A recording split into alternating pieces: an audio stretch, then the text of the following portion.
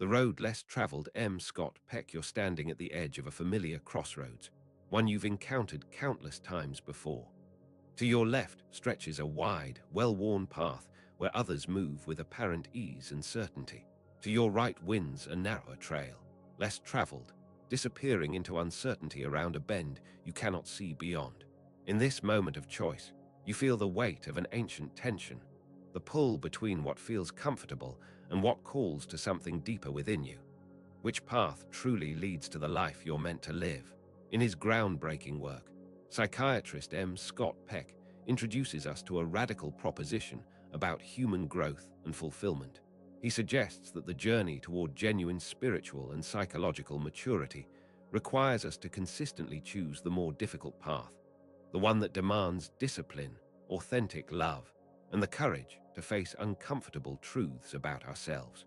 This isn't merely about making hard choices occasionally, but about fundamentally reorienting how you approach life itself. In our age of instant gratification and surface-level connections, Peck's insights challenge you to consider whether the shortcuts you take might actually be leading you away from the very fulfillment you seek. At the heart of Peck's philosophy lies a concept that might surprise you: discipline as a spiritual practice. You might initially think of discipline as rigid self-control or punishment, but Peck reveals it as something far more profound.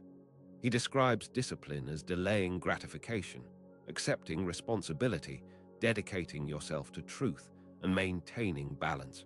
These aren't merely behavioral modifications, but acts of reverence toward your own potential for growth. Consider the first element: delaying gratification. In a world designed to give you everything instantly, from entertainment to answers to emotional comfort, the ability to wait becomes almost revolutionary. When you choose to save money rather than spend impulsively, or when you sit with difficult emotions rather than immediately seeking distraction, you're not just practicing self-control. You're cultivating a deeper relationship with time itself, learning to trust that some of life's most meaningful rewards unfold slowly, like flowers that bloom only after a long winter. Peck's understanding of love challenges perhaps every romantic notion you've encountered. He defines love not as a feeling that overwhelms you, but as the will to extend one's self for the purpose of nurturing one's own or another's spiritual growth. This definition transforms love from something that happens to you into something you actively choose to create. You begin to see that the butterflies and passion of early romance, while beautiful, represent only love's beginning notes, not its full symphony.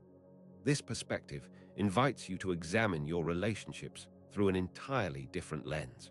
Instead of asking whether someone makes you feel good, you might ask whether your connection fosters genuine growth in both of you. Instead of seeking someone who completes you, you might seek someone with whom you can practice the ongoing work of extension, understanding, and mutual development. This kind of love requires tremendous courage because it asks you to remain present not only during the easy moments of harmony, but especially during the challenging times when growth feels difficult or uncertain. When you embrace this understanding of love, your relationships become laboratories for spiritual development. The irritating habits of those close to you transform from sources of frustration into opportunities to practice patience and understanding.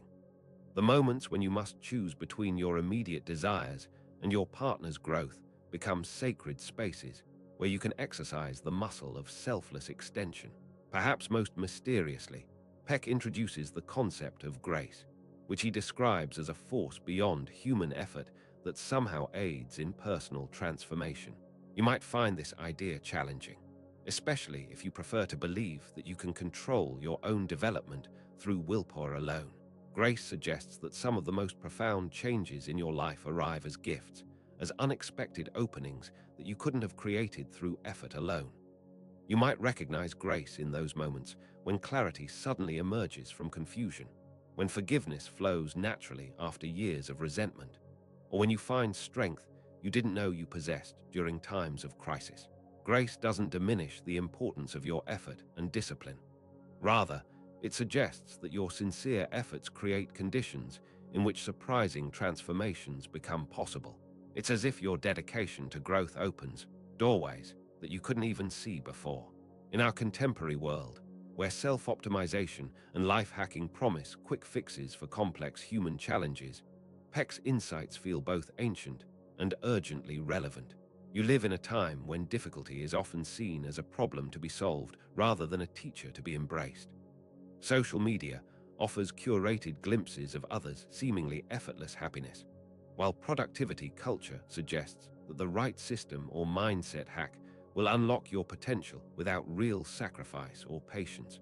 Yet Peck's wisdom suggests a different possibility, that the very difficulties you try to avoid might contain the seeds of your deepest fulfillment. When you choose the harder conversation, the more challenging growth opportunity, or the path that requires genuine change rather than surface-level adjustment, you align yourself with forces that can transform not just your circumstances, but your fundamental capacity for wisdom and love.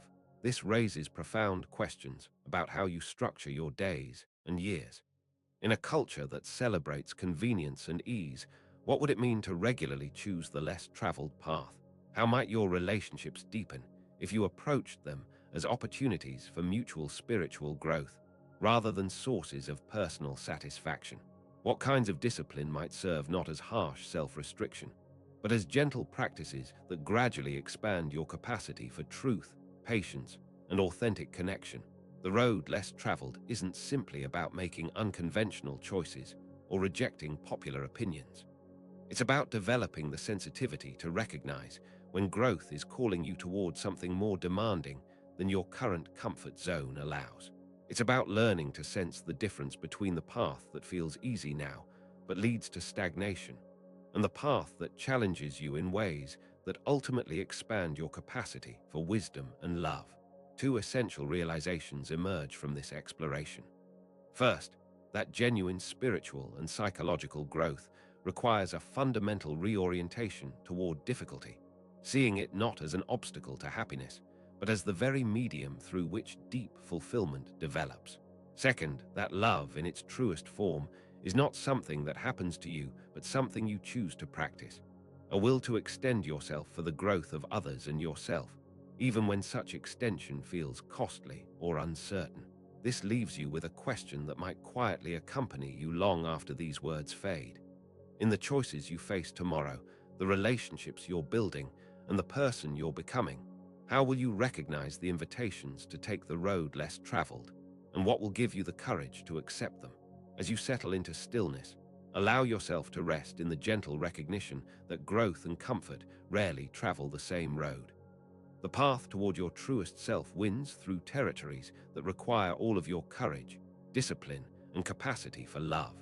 But it's precisely this challenging journey that transforms you into someone capable of wisdom, authentic connection, and deep peace. In choosing difficulty when it serves growth, you choose not suffering for its own sake, but the slow, patient work of becoming fully alive.